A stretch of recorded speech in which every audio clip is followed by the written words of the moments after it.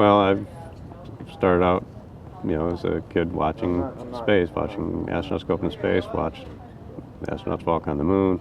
Thought that was a big future. Then everything kind of fell apart in the early '70s, so I wasn't interested anymore. And then I discovered O'Neill and the concept of actually doing it and doing things in space that actually provide an economic return, which was the original idea of O'Neill. Whether those particular ideas made sense or not, the basic concept said clearly, we can't. The government is not going to open up space. So I got interested in space again, and then got some degrees at a certain university in Southeast Michigan, and came out to California, worked in the space industry for a while, until I realized by being in the industry I was actually being part of the problem instead of part of the solution.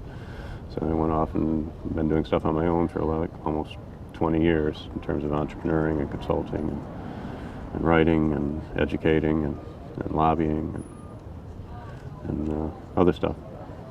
What are some of the things you've done in the last 20 years? Well, when I was working on space, I was working on the space shuttle. I was working in Downey and Rockwell, working on advanced shuttle concepts. Worked in an advanced engineering, they called the department I worked in, which was stuff that was follow-on to what we were doing, things that was going to happen in the future. I worked on a lot of things that never happened, about half of which, maybe 2/3 of which, never should have happened.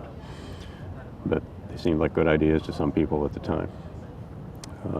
And then since then, I've been just trying to start businesses or help other people start businesses. And, particularly, I've been promoting space tourism, though a lot of people don't like that word. It's personal space travel, whatever you want to call it, for really, over 2 decades now. Because I saw in the late '80s, I realized the real key problem is that because I was working on I was managing launch studies. What are we going to build next? What's going to replace the shuttle? So the key insight I came to from all those studies was that, you can design a vehicle any way you want, but if you don't fly it you're going to have the best design in the world. If you don't fly it very much, it's going to cost a lot every flight. And on the other hand, you can take kind of a mediocre design, but if you fly it a lot, the costs are going to come down. So the key insight was what's important is not what does the vehicle design look like, but how much activity is there. So that means you need to drive costs down. You have the vicious cycle, chicken and egg problem. You need low cost to get high demand and flight rate, but you need high demand and flight rate to get low cost, and how do you bootstrap your way up to that? And to me, the one payload, traditionally we saw everybody would argue, well, we can't have high flight rates because payloads cost $10,000 a pound to build, right? So, and we don't have to say, well, we don't look at take the entire U.S. budget and we can't afford to build the payloads that we have to go up to give these things the flight rates that they need to get the launch costs down. And so I had this insight that actually, there are millions of pounds of payload already manufactured, continually being manufactured with low-cost labor, very easy to integrate into the vehicle, a butt in the seat, and that's the market. You just have to tap it. And we were seeing, market research was saying, half the people in the country want to go into space. The only question is when can they afford it? So I've been pretty much pushing that for 20 years. In one way or another. You write a blog. I write a blog. I write other places, but yeah, I do write a blog pretty much daily. And that is? It's Transterrestrial Musings, transterrestrial.com. Spell it the way it sounds. It's across the earth, literally in the Latin.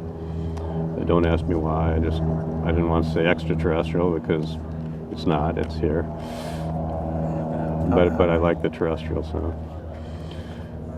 How long have you been writing? It'll be 10 years this fall. And, started up after 9/11. Not because of 9/11, but that's just when I happened to start doing it. It was just about the time it was getting easy to set up a blog. It was about late 2000, 2001, and everybody kind of started doing it about that time. Not everybody, but that's when it kind of took off. Because the blog isn't just about space, people should be aware. When they come there, I have opinions on other subjects in space, and some people come for the space stuff despite my other opinions, and some come for the space stuff plus my other opinions, and some people come just for the other opinions and don't care about the space stuff, you know. And I've thought about, you know, breaking out in separate blogs for different audiences, but I've never done it. And you know, you can click on, if you just want to follow space stuff, I categorize stuff, so you just click on my space and you only see the space stuff if you want to follow it that way, or do an RSS feed.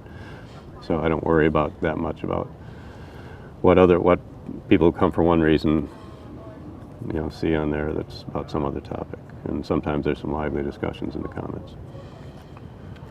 Occasionally, huh? Yeah. Well, not as bad as some places, I have to say. I've actually always been pretty happy that I don't get a lot of trolls. I don't get a lot of really nasty stuff in my comment sections. And a lot of times the comment sections are pretty fun. Because I've got some good readers and good commenters, smarter than me, often on many subjects. I guess the key message that I've always tried to get people to understand about space policy is that the reason it is the way it is because it's not important. And when I say that, I don't mean it's not important to me, it's not important to you. It's not important to the country at large. And again, I'm not saying it shouldn't be important. I'm talking about is, not ought. It isn't important. It's not important to most people in Washington. It's not important to most voters. It's not a voting. Nobody's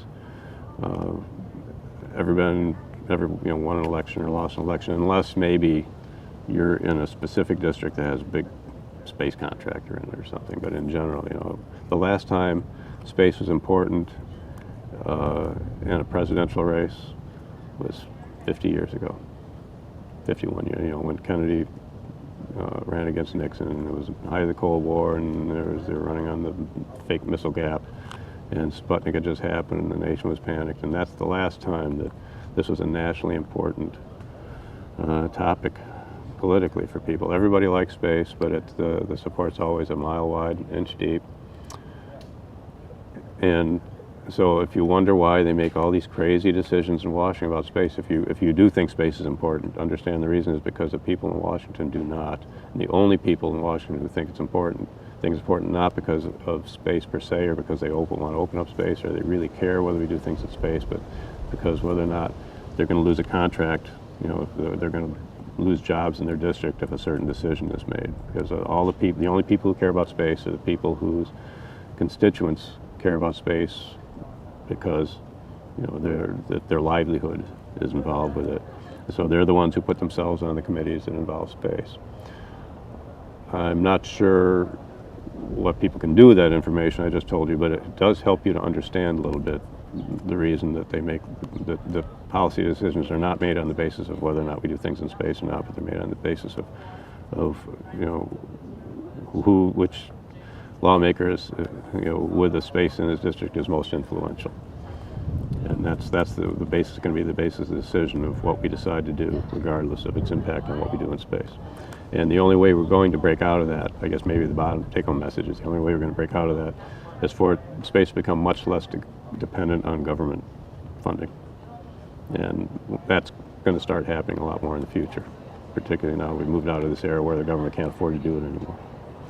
If the people who want to do things in space don't fund it, it's not going to happen. And that's a reality people need to accept. Not going to do it with the taxpayers' money anymore, probably. Apollo's over.